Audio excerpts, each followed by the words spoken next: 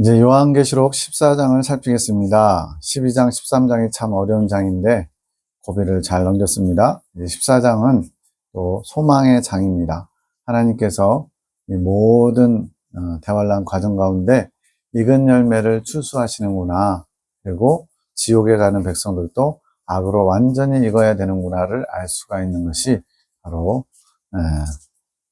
요한계시록 14장의 내용입니다. 자, 처음 익은 열매와 두 번째 익은 열매 추수하는 내용이 나오고요. 그 다음 악으로 익은 열매 추수도 나옵니다. 첫 번째로 휴거된 성도들 계시록 14장 1절에서 5절까지 휴거 성도들에 대해서 이야기하고요. 두 번째는 새 천사의 경고, 하나님만을 경배해라, 진노의 포도주를 마시지 마라, 짐승의 표를 받지 마라. 이게 12절까지 진행되고요.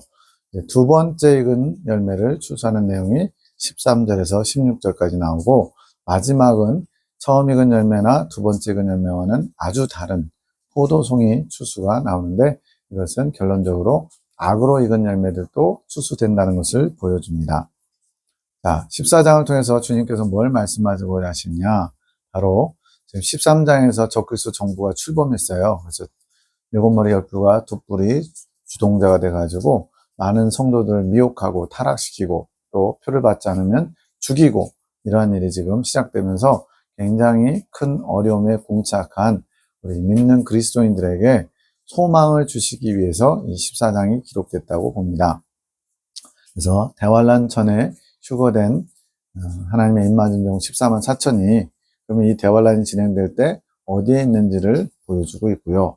또 휴거된 성도들 14만 4천이 바로 새 예루살렘 성에 들어가는 분들이다. 이긴 자에게 주시는 복, 새 예루살렘 성에 들어갈 권세를 얻은 자가 바로 휴거 성도들이구나. 이거를 확인할 수 있고요.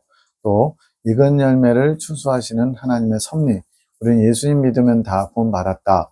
구원이 확정됐다. 죽으면 즉천국이다. 이렇게 생각하는 분들이 대부분인데 사실은 하나님께서 연단받아 정결케 하시는 그런 과정을 통해서 익은 열매가 될 수 있다는 겁니다. 예를 들어서 내가 사과를 심는데 사과씨를 땅에다 심자마자 다음날 나무가 자라가지고 열매를 맺힌다면 얼마나 좋아요. 그런데 그런 경우는 없습니다. 처음에 씨앗을 심으면 싹이 나고 줄기가 자라고 이삭이 패이고 그 이후에야 겨우 익어서 이제는 수확을 할 수 있는 것처럼 우리 믿는 사람들도 그렇게 점점 성장하는 과정이 꼭 필요하다는 겁니다.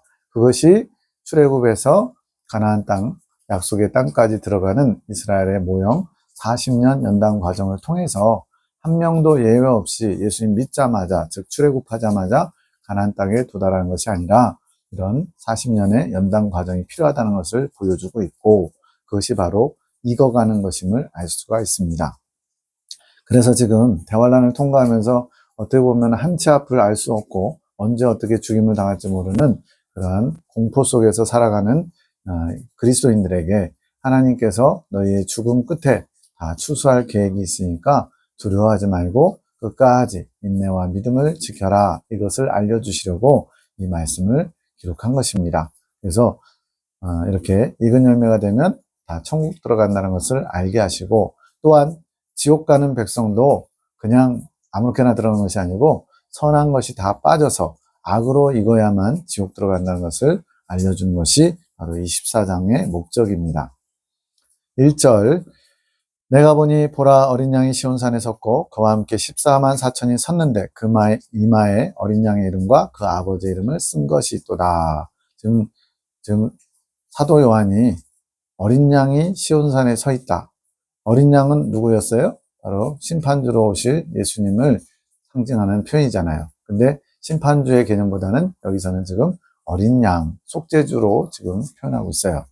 근데 어디에 서 계시냐면 시온산. 그러면 어린 양은 5장에서 임봉한 책을 떼시는 어린 양으로 등장했거든요. 그래서 이 어린 양이 서 있는 시온산은 이 땅의 시온산이 아니라 영계의 시온산인 것을 알 수가 있습니다. 왜냐하면 어린 양이신 예수님이 심판주로 오시는 것은 19장에서 백마군대와 함께 백마 타고 내려오시는 장면이 심판주로 오시는 것이고 이렇게 어린 양으로 표현될 때는 아직 심판주로 오실 때가 안 됐다는 얘기예요. 그래서 영계 시온산에 서 계시는데 그와 함께 14만 4천 명이 서 있다는 거예요. 지금 13장에서 적그리스도 정부가 출범하고 후 3년 반 박해가 한참 진행되고 있는데 하늘에는 이미 어린 양과 함께 서 있는 14만 4천 명의 입맞은 종들이 있다는 겁니다. 그 이마에 어린 양의 이름과 아버지 이름을 쓴 것이 있다. 이것은 계시록 3장 12절을 해석할 때 아주 자세히 설명했어요. 뭐냐면 이기는 그에게는 하면서 복을 주시는데 그의 이마에 새 예루살렘 이름과 하나님의 이름과 나의 새 이름을 기록해 주겠다고 약속이 돼 있어요. 근데 이것이 놀랍게 14장에서 시온산은 새 예루살렘에 완성되지 않은 천국 수도의 이름이 시온산이에요. 그래서 시온산과 새 예루살렘의 짝이 되고 또 어린 양의 이름은 뭐예요? 바로 나의 새 이름, 예수님의 새 이름이 어린 양이고요. 또 아버지의 이름은 하나님의 이름. 하나님은 창세 전부터 지금까지 모든 만물의 근원자이시기 때문에 새 이름이 아니라 그냥 아버지예요. 처음부터 끝까지 아버지. 그래서 하나님의 이름은 아버지예요. 그 이름 안에는 그분이 어떤 분인지 그분이 하신 모든 것이 다 담겨 있는데 바로 하나님은 아버지십니다. 모든 만물의 근원자 출발점이세요. 그래서 이긴 자가 받는 이 이마에 이 세 가지의 이름을 기록해 준다는 것이 14장 1절에서는 몇 명인지를 가르쳐 주고 있어요. 그게 바로 14만 4천 명. 이제 교회 시대 이긴 자들이 14만 4천 명이라는 것을 알 수가 있게 되었습니다. 이 시온산에 대해서 좀 더 첨가하자면 시온산성, 다윗산성 이렇게 불리던 시대가 있었는데 솔로몬이 예루살렘 성전을 만들면서 예루살렘 성이라고 불리게 된 겁니다. 그래서 14만 4천 명이 현재 서 있는 장소가 현재는 영계의 시온산이에요. 왜 새 예루살렘이라고 안 부르느냐? 천국이 완성되고 나면 새 예루살렘 성으로 개명이 되는 거고요. 천국이 완성되기 전에는 시온산이라고 불리는 겁니다. 그래서 14장은 아직 대환란이 진행되고 있기 때문에 옛 이름인 시온산이고요. 21장에서 비로소 어린 양의 신부 그러면서 새 예루살렘 성이 등장하게 됩니다. 근데 이 장소를 시온산을 영계 해석하신 대환란 계시록을 해석하시는 분들이 이 땅에서의 시온산처럼 해석하는 분들이 많고 그것도 예수님이 승천하신 감람산이다 이렇게 하는 분들도 있다는 거예요. 근데 문제는 뒤에 가면 보좌와 내생물과 장로들 앞에서 이 14만 4천 명이 새 노래를 부르는데 14만 4천인 외에는 이 새 노래를 능히 부를 자가 없다라고 하는 말씀이 나와요. 보좌와 내생물과 장로들도 어디서 나왔어요? 4장 선상낙원 본부에 대한 설명에서 나왔어요. 그래서 이 시온산은 땅의 시온산이 아니고 천국의 시온산임을 알 수가 있습니다. 근데 왜 이렇게 잘못 해석하게 되느냐? 14만 4천 명을 상징수로 풀기 때문에. 그리고 14만 4천이 있는 시온산 또는 새 예루살렘을 천국 전체로 잘못 해석하기 때문에 이런 오류가 발생하고 있는 겁니다. 그리고 나서는 이제 대환란 때 육적 이스라엘 백성들을 구원하는 이삭죽기하는 일꾼들, 그러니까 대환란의 특수 사명을 받고 남은 특수부대와 같이 14만 4천 명을 해석하는 것 다 잘못된 겁니다. 지금 대환란은 지금 땅에서 진행되고 있고요. 그 대환란이 진행되는 와중에 이미 어린 양과 함께 영계의 시온산에 있는 14만 4천 명이 있다라고 1절에서 말씀하고 있는 거예요. 2절 내가 하늘에서 나는 소리를 들으니 많은 물소리도 같고 큰 내성도 같은데 내게 들리는 소리는 검은 고 타는 자들의 검은 고 타는 것 같더라. 자, 어떤 소리가 나는데 세 종류로 들려요. 많은 물소리, 큰 내성, 검은 고 타는 소리. 뭐 듣기만 해도 어느 게 제일 좋은지 알겠죠. 검은 고 타는 소리가 가장 좋은 건데 이거는 뒤에 3절에서 새 노래라는 걸 알 수가 있습니다. 이 새 노래 14만 4천이 부르는 이 새 노래가 사도 요한의 귀에는 뭘로 들리냐면 검은 고 타는 소리, 아름다운, 여기서는 검은 고라고 해서 진짜 검은 고가 아니고 지금 옛날 성경 번역이기 때문에 검은 고 똥똥똥똥 이런 소리가 아름답게 들리는 것처럼 굉장히 청아하고 아름다운 음악 소리처럼 새 노래가 들린다는 거예요. 그런데 많은 물소리처럼 의미 없이 들리는 사람들도 있고 또 큰 내성처럼 두려운 소리로 들리는 사람도 있다는 거예요. 그게 뭐냐? 요한이 쓰는 것처럼 아이의 단계, 청년의 단계, 또 아비의 단계에 따라 신앙 성장, 높이 성장한 단계에 따라서 무슨 소리인지 못 알아듣는 큰 폭포수에서 나는 폭포 소리처럼 들리는 사람들이 있고 또 뭔가 두렵고 천둥번개 치면 무섭잖아요. 거기다가 이제 정전돼가지고 불 꺼져봐요. 얼마나 무서운데요. 이런 천둥번개처럼 감당케 어려운 두렵고 떨리는 소리처럼 들리기도 하고요. 또 굉장히 감미롭고 청아한 음악처럼 들리는 사람들이 있는데 이게 바로 신앙의 성장 단계에 따라 새 노래가 그렇게 들린다는 겁니다. 3절, 저희가 보좌와 내 생물과 장로들 앞에서 새 노래를 부르니 땅에서 구속함을 얻은 14만 4천인 밖에는 능히 이 노래를 배울 자가 없더라. 지금 분명하게 시온산이라고 했는데 보좌와 내 생물 장로들이 나와요. 그러면 이 시온산은 어디겠어요? 영계의 시온산, 즉 3층 천 새 예루살렘 성이 아직 완성되지 않은 시온산을 가리키는 겁니다. 이 새 노래는 지혜와 사랑과 능력이 출중한 어린 양의 신부들, 교회 시대의 이긴 자들, 하나님의 인을 맡기에 합당한 높이 성장한 분들이 부르는 노래예요. 물론 14만 4천만 새 노래 부르냐? 그러지는 않을 것 같아요.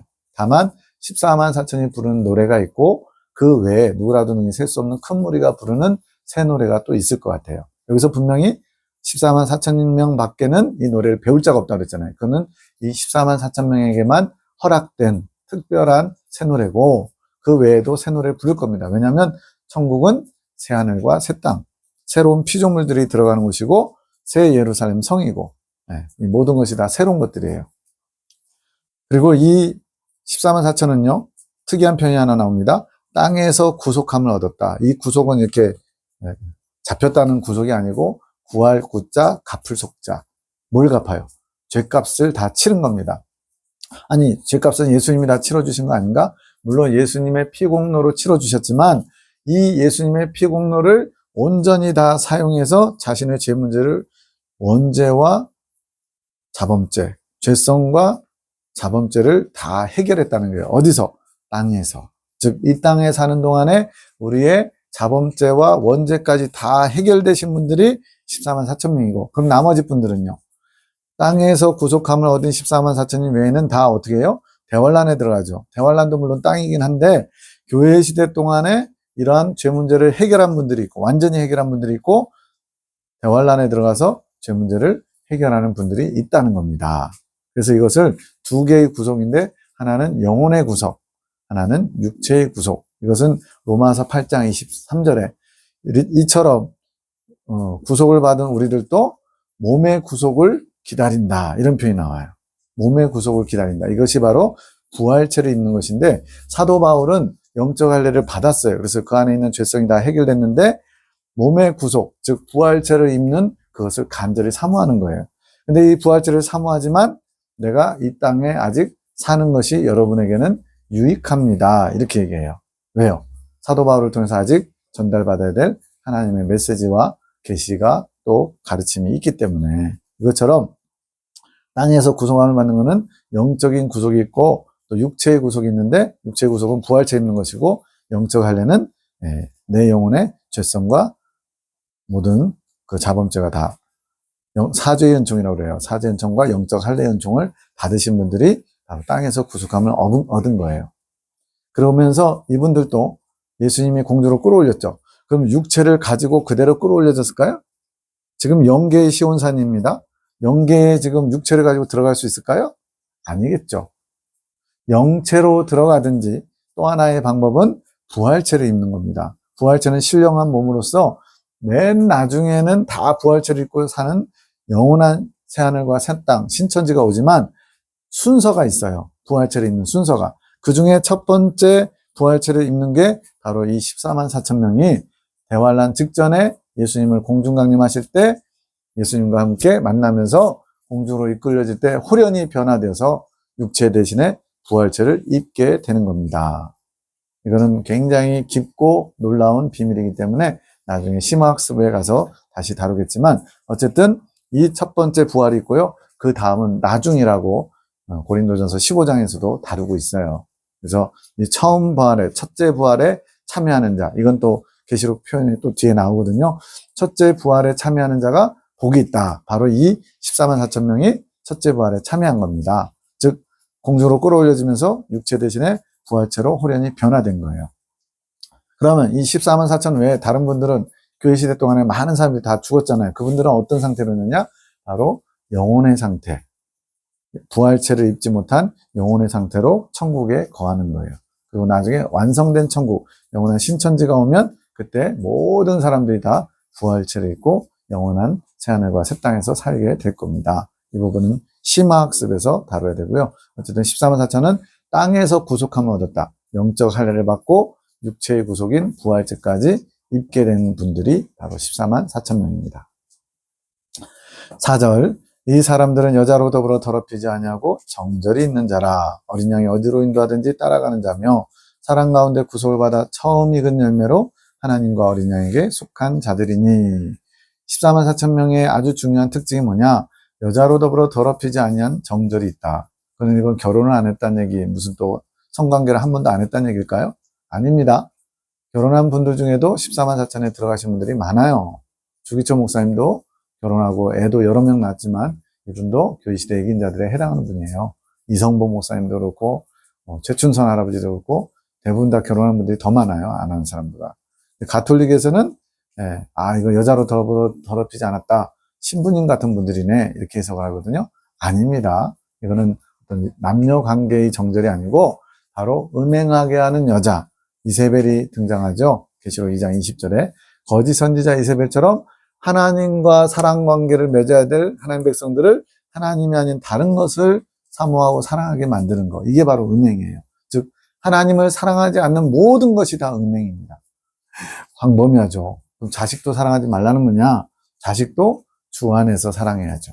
주님을 떠나서 아이고 내 새끼 하면서 이뻐하는 것은 그것이 음행이 될 수 있어요. 주 안에서 사랑한다는 건 뭐예요? 주님의 사랑으로 사랑하는 겁니다.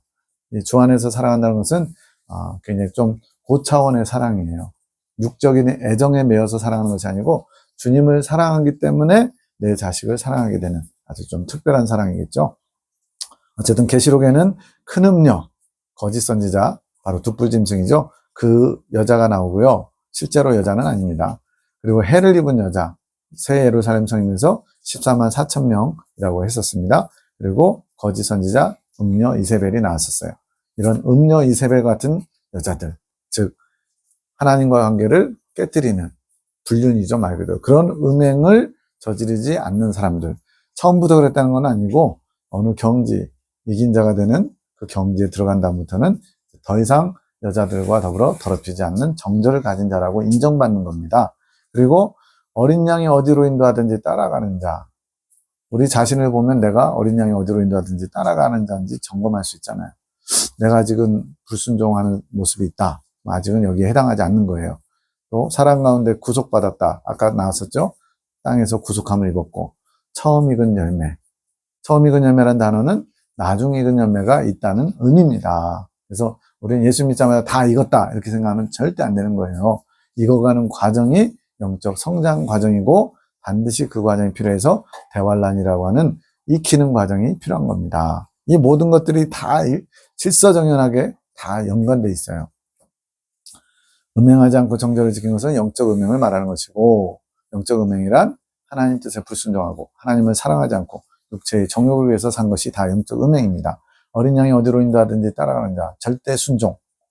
이것을 아무나 할 수 있지는 않겠죠. 그래서 14만 4천을 구속받은, 구원받은 모든 성도들의 대표수, 상징수로 풀어버리면 여기서 다 걸리게 돼 있어요. 우리 지금 800만 기독교 인구 중에서 예수님이 어디로 인도하든지 따라간 자라고 할 수 있는 사람 몇 명이나 될까요? 1000명도 안 될걸요? 여기서 말하는 거는 한 번 한 거 가지고 얘기하는 게 아니라 언제든지, 어떤 상황에서든지, 말 그대로 목숨이 걸려있는 예수 믿고, 예수 믿을래, 죽을래, 이런 상황에서도 예수님께 정절을 지킬 수 있는 게 바로 이거거든요. 그러니까 14만 4천 명을 구원받은 전체 수라고 풀어보면 절대 안 되는 거죠. 처음 익은 열매. 예수님께서 3차례 추수하십니다. 그 3차례 추수하시는 거 잠깐 설명드리겠습니다.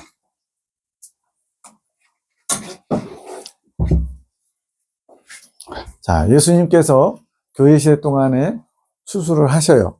그들이 14만 4천 명인데 제일 마지막에 추수하는 14만 4천 명에 해당하는 분들이 바로 공중으로 이끌려지는 휴거 성도들입니다. 이 휴거 성도들이 마지막 14만 4천 명 익은 열매, 처음 익은 열매예요.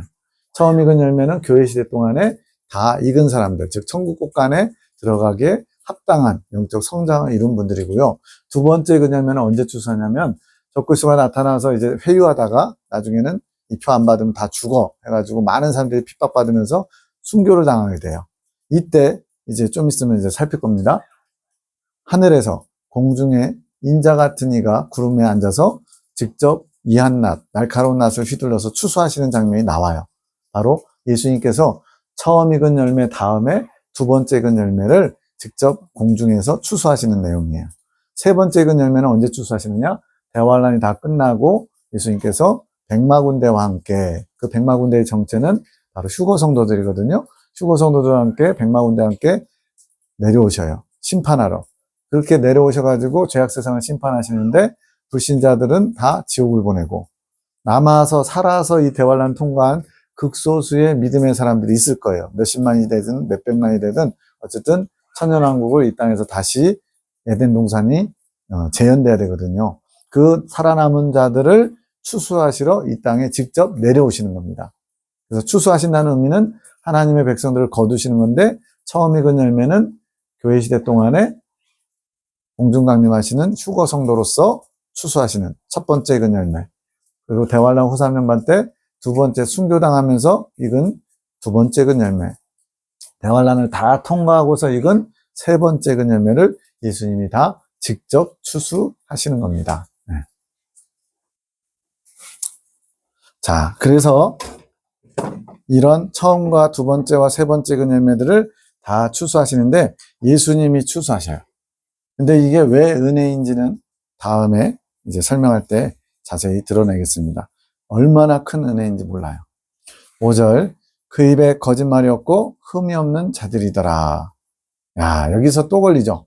어린 양이 어디로 인도하든지 따라가는 자, 여기서도 마음에 찔렸는데 여기서는 다 걸릴 거예요. 입에 거짓말이 없고 입에 흠이 없다? 말에 실수가 없다? 야고보서 3장 2절에 말에 실수가 없는 자면 곧 온전한 사람이라 이랬어요. 우리는 수도 없이 실수합니다. 저도 어제도 어떤 한 말을 하지 말았어야 했는데 해놓고서는 이 말 상대방이 좀 기분 안 좋을 수도 있겠다 이러면서 좀 후회하는 그런 마음이 들었어요. 안 하면 덕스러운데 괜히 했다 싶은 거. 죄는 아니었어요. 그런데 안 하면 더 좋았을 것을 이런 후회를 하게 되더라고요. 이것처럼 입에 거짓말이 없고 흠이 없는 자들이 어린 양과 함께 있는 14만 4천인데 모든 구원받은 사람들이 다 예수 믿고 다 이렇게 사나요? 없죠. 거의 없죠. 찾아보기도 어렵죠. 그래서 14만 4천은 전체 구원받은 사람의 상징수가 아니라 뭔가 특별한 하나님의 일만 종들임을 알 수가 있습니다.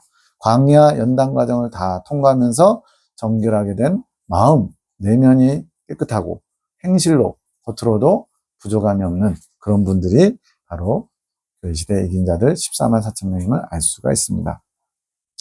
자, 이렇게 처음 익은 열매에 대한 설명이 5절까지 나왔고요. 6절부터는 12절까지 경고합니다. 왜? 지금 대환란 후 3년 반에 적그리스도가 강력하게 지금 핍박하고 있거든요. 그래서 지금 당장의 어려움을 피하려다가 영원한 멸망에 들어가지 말라고 경고하는 거예요. 6, 7절. 또 보니 다른 천사가 공중에 날아가는데 땅에 거하는 자들 곧 여러 나라와 족속과 방언과 백성에게 전할 영원한 복음을 가졌더라. 그가 큰 음성으로 가로되 하나님을 두려워하며 그에게 영광을 돌리라. 이는 그의 심판하실 시간이 이르렀음이니 하늘과 땅과 바다와 물들의 근원을 만드신 이를 경배하라 하더라. 예, 영원한 복음이 뭘까요? 바로 하나님의 심판과 또 하나님의 창조주 되심을 경배하는 것. 이게 영원한 복음. 이거는 천국 가서도 계속 하나님을 찬양하고 높여드려야죠. 두려워야 됩니다. 오늘날 사랑의 하나님 이걸 강조하다가 신약 시대는 사랑의 시대라 이러면서 하나님을 너무 만홀히 여기는 일들이 많아요. 만만하게 또 경홀히 여기는 거. 다 심판받을 겁니다. 하나님을 경외하는 자가 하나님을 사랑하고 하나님을 기쁘시게 하는 자가 될 수 있어요. 하늘과 땅과 바다와 물들의 근원, 이거 하늘, 땅, 바다, 물, 이거는 천지를 표현하시는 하나님의 특수한 방법이에요. 표현법이에요. 그래서 모든 피조물들이 다 이 네 곳에 속합니다. 그래서 첫 번째부터 네 번째 나팔재앙도 땅, 바다, 강, 하늘 이렇게 해서 3분의 1씩 치시죠. 또 아직 해석하지 않은 첫째부터 네 번째 대접재앙도 똑같이 땅, 바다, 강, 하늘을 순서로 재앙을 내리십니다. 8절 또 다른 천사 곧 둘째가 그 뒤를 따라 말하되 무너졌도다 무너졌도다 큰 성 바벨론이여 모든 나라를 그 음행으로 인하여 진노의 포도주로 먹이던 자로라 하라. 자, 아직 후3년반이 안 끝났어요. 그런데도 믿음으로 지금 큰 성 바벨론, 마귀의 세력의 중심부인 수도와 같은 그곳이 무너졌다라고 지금 찬양한 겁니다. 이게 믿음입니다. 믿음은 불신자들도 누구나 할 수 있고 누구나 맞출 수 있는 것은 믿음이 아니에요. 아직 오지 않았지만 믿음으로 바라보고 바라는 것들의 실상과 보지 못하는 것들의 증거를 이루는 것이 믿음인데, 지금 8절에서는 아직 후3년반 끝나지도 않았는데 지금 마치 마귀의 그 본토, 그 중심인 바벨론 성이 무너진 것처럼 이렇게 찬양하고 있습니다. 순교자들이 지금 아직 본격적으로 나타나지도 않았는데 이미 심판이 끝나가는 것처럼 그렇게 해서 다시 한번 소망, 희망을 주는 거예요. 후3년반이 끝나면 그 나라는, 적그리스도의 나라는 처참하게 무너질 것이다. 하나님의 심판이 반드시 있다. 그리고 이 큰 성 바벨론은 아마도 로마로 예상이 됩니다. 그 로마에서 두 뿔 짐승이 통치, 직접적으로 전 세계를 관리하고요. 아마 적그리스도는 그 다니엘서의 표현처럼 이스라엘의 예루살렘 성전 지성소 쪽에 있어서 거기서 가만히 앉아가지고 대접받고 경배받으려고 할 거예요. 한 사람은 로마에, 한 사람은 이스라엘 예루살렘 성전 주변에 이렇게 하면서 세상을 통치할 것으로 보입니다. 음행은 적그리스도의 표를 받는 겁니다. 왜냐하면 당신이 메시아임을 인정합니다. 당신 없이는 아무것도 할 수 없습니다. 당신의 은총을 구합니다. 이런 의미로 표를 받는 거예요. 표현은 그렇게 안 하더라도 의미가 그렇다는 겁니다. 하나님은 분명히 표를 받지 마라. 표를 받으면 정령 죽는다. 그랬는데도 그 모든 것을 가볍게 여기면 음행한 것이 되겠죠. 그래서 적그리스도의 표를 받아야만 여러 가지들을 할 수 있는데 이것을 받지 않고 견디기 위해서 인내가 필요하고 믿음이 필요한 겁니다. 근데 불신자들에게는 그런 게 중요하지 않겠죠? 당장 먹고 사는 문제가 중요하지. 그래서 음행의 포도주를 마음껏 마시면서 취하는 거예요. 즉 하나님이 아닌 마귀가 공급해주는 좋은 것들로 이제 말 그대로 취하는 거예요. 그런 자들에게 진노의 포도주가 쏟아지게 됩니다. 음행의 포도주, 진노의 포도주는 같은 의미예요. 하나님의 진노를 받게 된다는 의미입니다. 두 뿔짐승과 666명의 작은 음녀들, 땅의 음녀들에게 받은 그 표가 짐승의 표이고 그 표를 받은 자들에게 하나님의 진노가 쏟아지게 되는데, 이 포도주는 피의 색깔과 더불어 마귀와 적그리스도가 주는 그런 좋은 것, 포도주는 사치품이기도 하잖아요. 그런 의미도 담고 있습니다. 9절, 또 다른 천사가 곧 셋째가 그 뒤를 따라 큰 음성으로 가로되 만일 누구든지 짐승과 그의 우상에게 경배하고 이마에나 손에 표를 받으면, 또 경고하고 있습니다. 짐승에게 경배하지 마라. 그의 표를 받지 마라. 소돔과 고모라 성 때도 속히 떠나라. 뒤돌아보면 안 된다. 그런데도 어기는 바람에 롯의 아내가 소금기둥이 되죠. 노아 시대 때도 방주를 만드는 것 자체가 표적이었어요. 곧 홍수가 닥칠 거라는. 근데도 아무도 믿지 않고 조롱했겠죠. 10절, 그도 하나님의 진노의 포도주를 마시리니 그 진노의 잔에 섞인 것 없이 부은 포도주라. 거룩한 천사들 앞과 어린 양 앞에서 불과 유황으로 고난을 받으리니. 이런 표를 받은 자들마다 하나님의 진노의 포도주를 마시게 되는데, 섞인 것이 없다는 것은 선하고 의로운 거, 좋은 거, 하나님과 관계된 게 아무것도 없는, 말 그대로 악의 뭐랄까요, 완전히 악으로 가득 차 있는 것인데 그것에 대해서 하나님의 진노가 쏟아진다는 얘기예요. 불과 유황으로 고난받는다, 지옥 간다는 얘기입니다.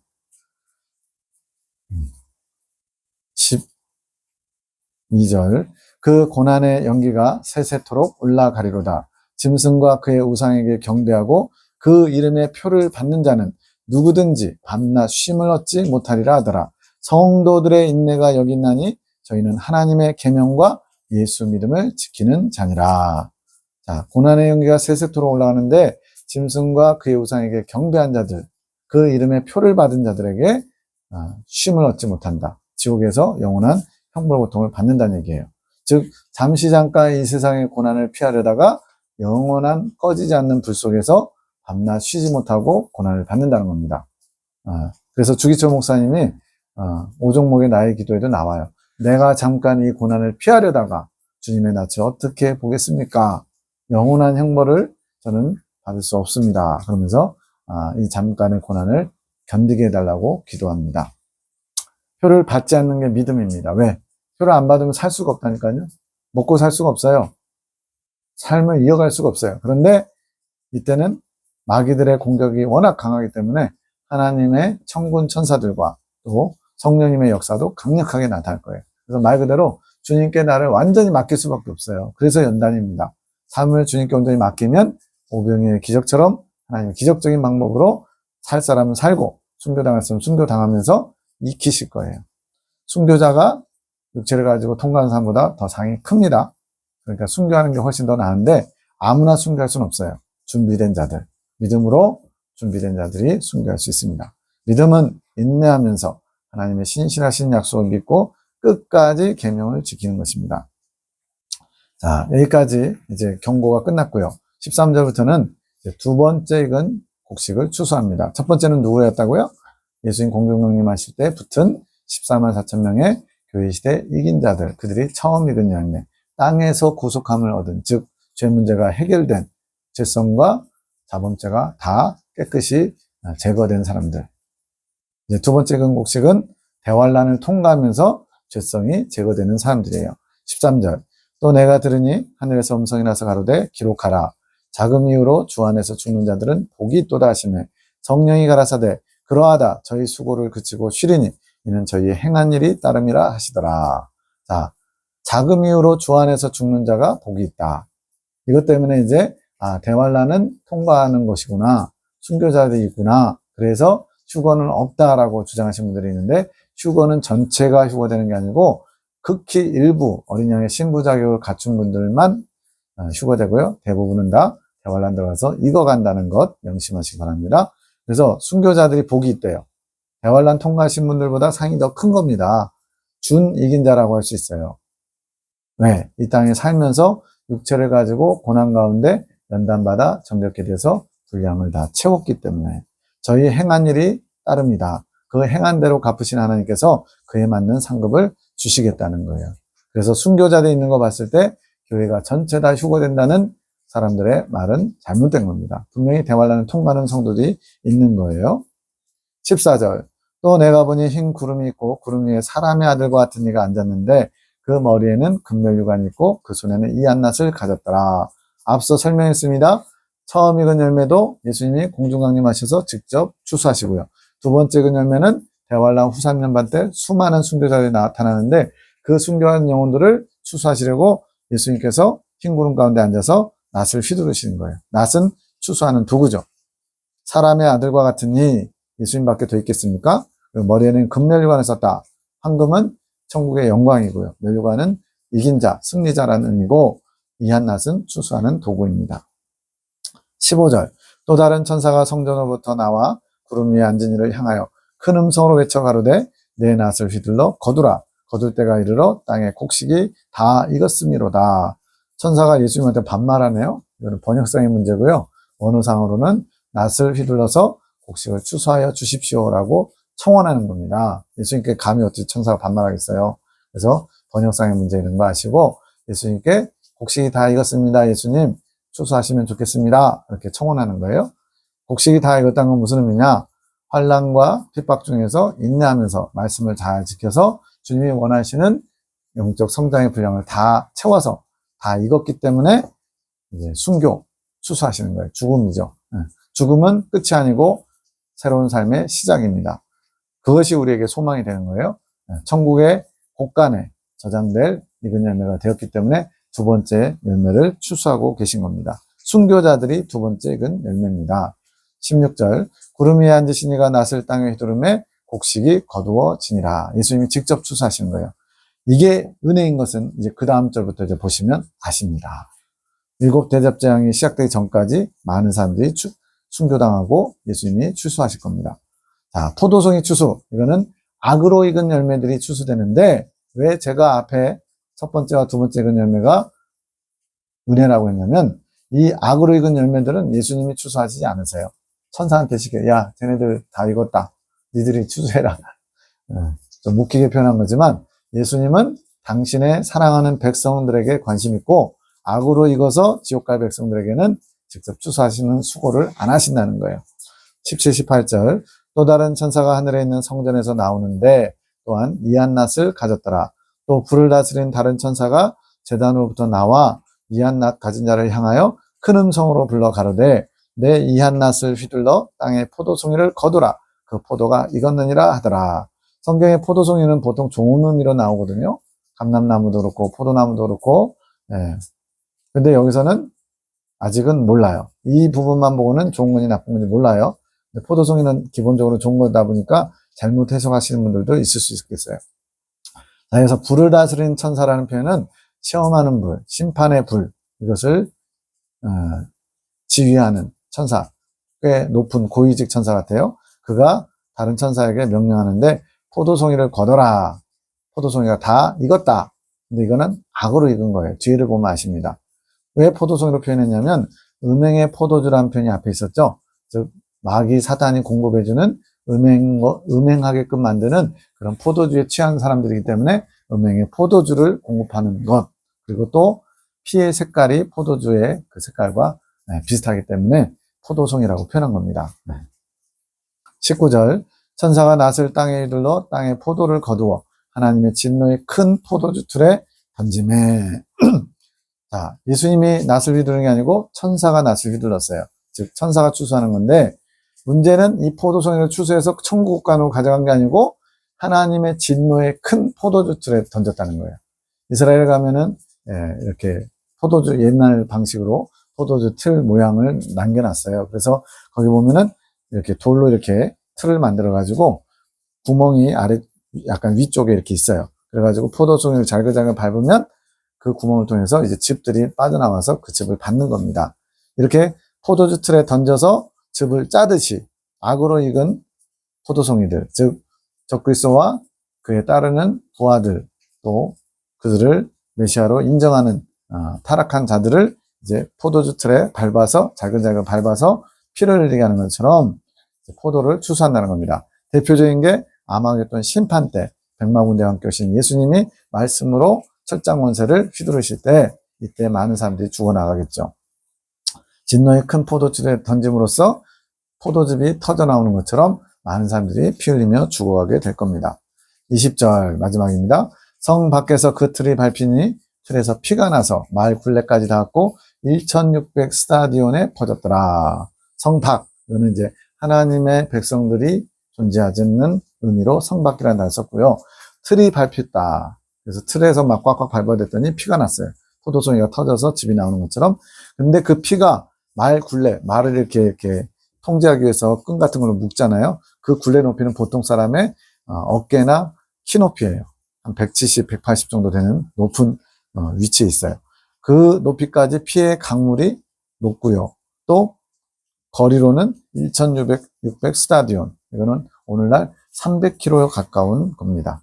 이 무기돈 전쟁 벌어지는 참사 속에서 하나님의 심판으로 온 세상에 도처에 있는 모든 불의한 자들, 악한 자들, 적그리스도를 따르는 자들이 심판으로 말미암아 300km의 피의 강물을 이룬다.